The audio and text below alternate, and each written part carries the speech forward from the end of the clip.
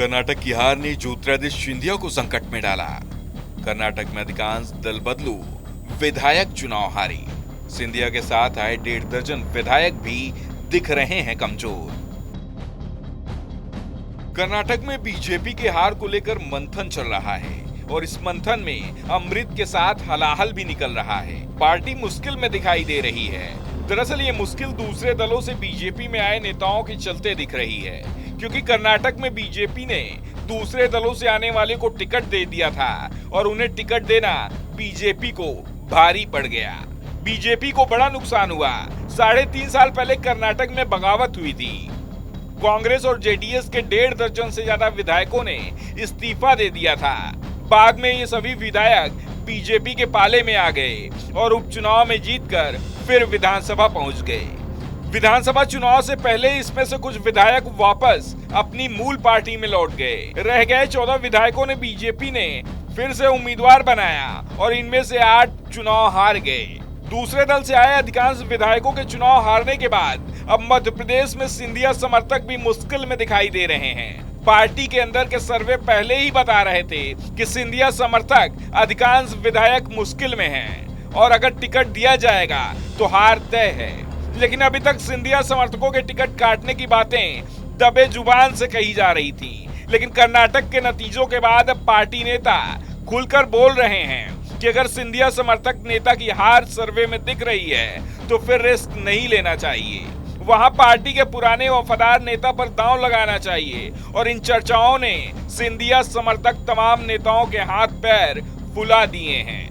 उनके दिल की धड़कनें बढ़ी हुई हैं। टिकट कटता दिखाई दे रहा है।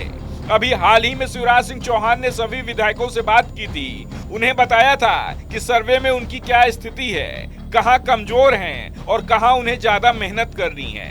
क्षेत्र में नए विकास कार्यों के बारे में भी सवाल किए थे, संकेत भी दिए थे कि स्थिति सुधरी नहीं तो टिकट कट सकता है। सभी विधायकों से क्षेत्र में सक्रिय होने के लिए भी कह दिया गया है। जो सर्वे शिवराज सिंह चौहान ने करवाया उसमें पार्टी के आधे विधायक हारते हुए दिख रहे हैं और इनमें सिंधिया समर्थक विधायकों की बड़ी संख्या बताई जा रही है।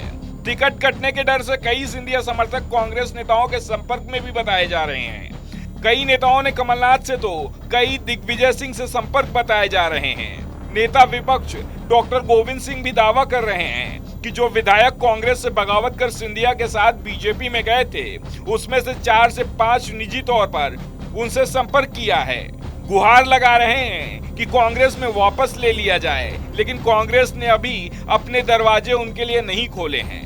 साफ है कि बीजेपी हाईकमान से सिंधिया समर्थकों को जो संकेत मिल रहे हैं वो बेहद डराने वाले मिल रहे हैं। सबसे बड़ी बात तो ये है कि सिंधिया समर्थकों की पहुंच बीजेपी के दूसरे नेताओं तक नहीं है। ऐसे में उन्हें अभी भी महाराज से ही उम्मीद लगी हुई है।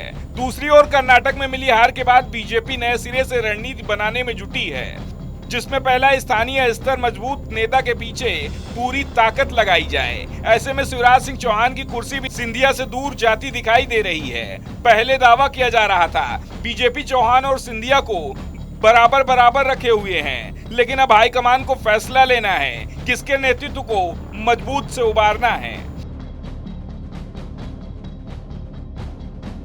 और इस दौड़ में शिवराज महाराज पर भारी पड़ते दिख रहे हैं। विधानसभा चुनाव में शिवराज को फ्री हैंड दिए जाने की तैयारी चल रही है। साफ है कर्नाटक हार का असर सिंधिया और उनके समर्थकों को डराता हुआ दिखाई दे रहा है। अब सवाल उठ रहे हैं, क्या कर्नाटक में दल बदलुओं को टिकट देने का जो नुकसान बीजेपी ने उठाया और अब नुकसान बीजेपी मध्य प्रदेश में भी उठाने को तैयार नहीं दिखाई दे रही है। ऐसे में सवाल, सिंधिया अपने समर्थकों को क्या बीजेपी में सम्मान दिला पाएंगे? क्या सिंधिया अपने समर्थकों का वही कद बरकरार रख पाएंगे? क्या सिंधिया नया इतिहास रच पाएंगे?